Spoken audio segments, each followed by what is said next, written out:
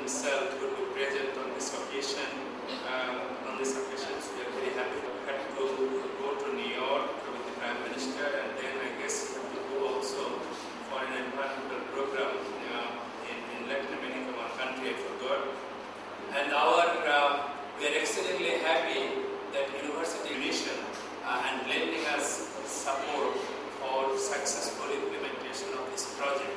So we have come to a very important point, and not the least that my colleague Professor Mijan, who has been the department chair before me for 6 years, and also the director of this project, has brought our department and particularly this project and this program not only university level degree, master's or PhD level, but also professional education.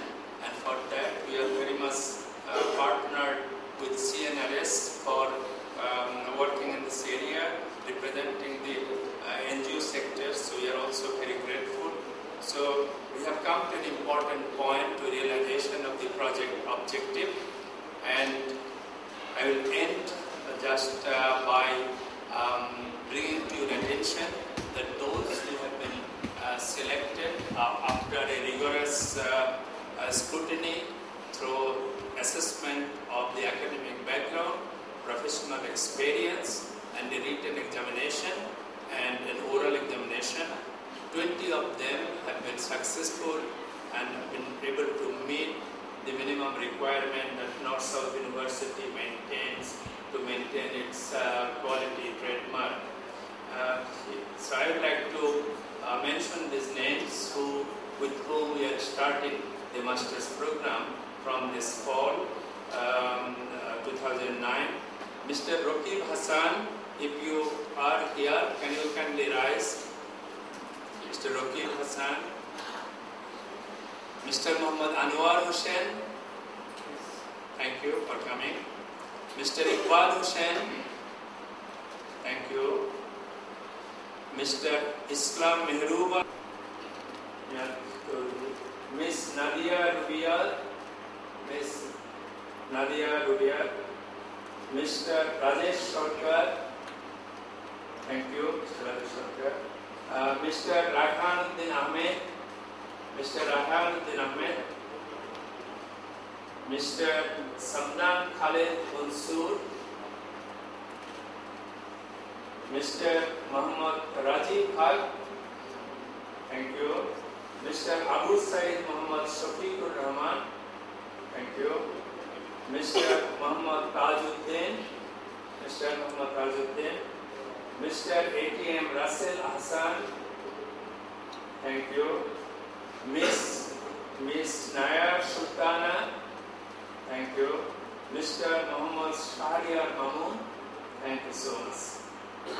Let me also mention that our Board of Governors, Mr. A.B. Kashem, was also due to be present, who has also been supporting the whole board members, but particularly our chair, our campus, because of the traffic of our city, traffic situation of our city. You have made some efforts to lend your support to North-South University and particularly to this project. The University of Manitoba to introduce the Building Environmental Governance Capacity in Bangladesh project.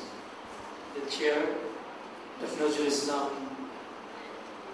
chairman of the University Grants Commission, and the initiative is on building capacity on environmental governance in Bangladesh. So first, let us look at what we mean by environmental governance. In scholarly definition, we say that environmental governance is regarded as an interactive process where citizens act collectively in making decisions about access, allocation, and use of natural resources, as well as about resource and environmental sustainability.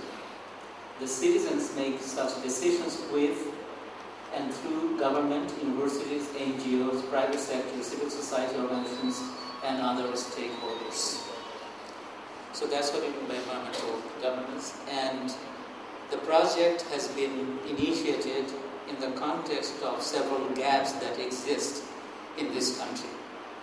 First of all, Bangladesh lacks institutional human resource capacity in environmental management and governance, so supporting pro-poor economic growth in Bangladesh. I mean, Bangladesh is having 5-6% economic growth rate, but obviously the public agenda is to move it in the direction of pro-poor economic growth so that equity issues are dealt with. And then the issue of equitable access to common pool resources. There are serious problems. And then sustainable natural resources to address poverty reduction and development is a major issue. But above all, gender equity and equality issues are profound in this country too.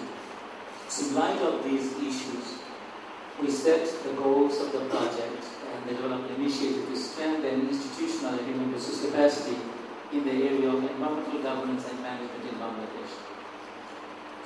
Also, another goal is to reduce poverty through pro-poor economic growth by linking university education with NGO as well as other governmental initiatives. And another major goal is sustainable management and conservation of environment through a number of things. First of all, local level private sector development at all scale, then promoting good governance, and finally strengthening capacity and environmental sustainability, particularly at the local level. So we had to narrow down to some components. There are 4 components. The first component links to today's inauguration program, that is the curriculum and program development concerning the master's program in resource and environment management at North-South University. And today's occasion is all about the first component. And my colleagues contributed enormously last year. We came here and developed all the curriculum. And Professor Nazrul Islam, the chairman of University Grants Commission, has been particularly very helpful to make us through this curriculum program through the University Grants Commission process. We are grateful and indebted to him personally. Environmental Governance Professional Certificate Program at BRAC University is another component, that is to link the government, senior officials, mid-career officials, NGO leaders, as well as other community leaders in the area of environmental governance. But the focus is on professional development. Third component is community development, local governance capacity building. And again, the NGO partners, that is CNRS, is working in this area, particularly involving the savings and microcredit program led by women. And finally, development of a policy network for effective and good environmental governance at the national as well as local level. So our partners are 4, is the North-South University, the Institute of Government Studies, BRAC University, then the Center for Natural Resources Studies, that is CNRS, and us, that is the University of Manitoba, Canada. So how this project or the development initiative will help the country to address some of the gaps that I elaborated at the beginning. It's going to address the human resource gap. We have seen that 20 students have already enrolled in this program. So we're hoping that in next 4 or 5 years' time, within the project time period, there will be at least 60 to 75 graduates, and they will obviously be involved in both private sector as well as government and other sectors. Also, we're going to focus on addressing the lack of relevant experiential knowledge of university graduates and professionals to meet the need of employers. Our program is going to be problem-solving oriented, applied, field-oriented. And finally, in higher learning, obviously our institutions are discipline-based in most cases, and there is inadequate training to deal with the complex interdisciplinary and multidisciplinary problems. The graduates, some of you are here, obviously will look at things not from just disciplinary lenses, but also from interdisciplinary lenses. So you'll be better off in terms of skill and training to help this country.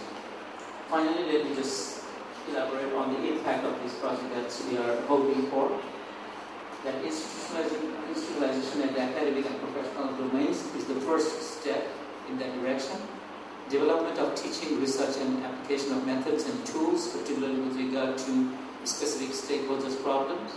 And thirdly, partnership among natural resources and environmental stakeholders at all levels, local level, district level, and as well as national levels.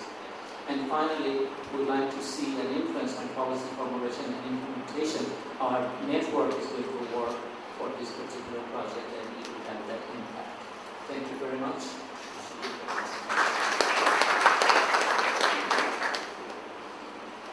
Sir, may I request Dr. Mizan R. Khan, Director BEGCB, and Professor D. Yasin to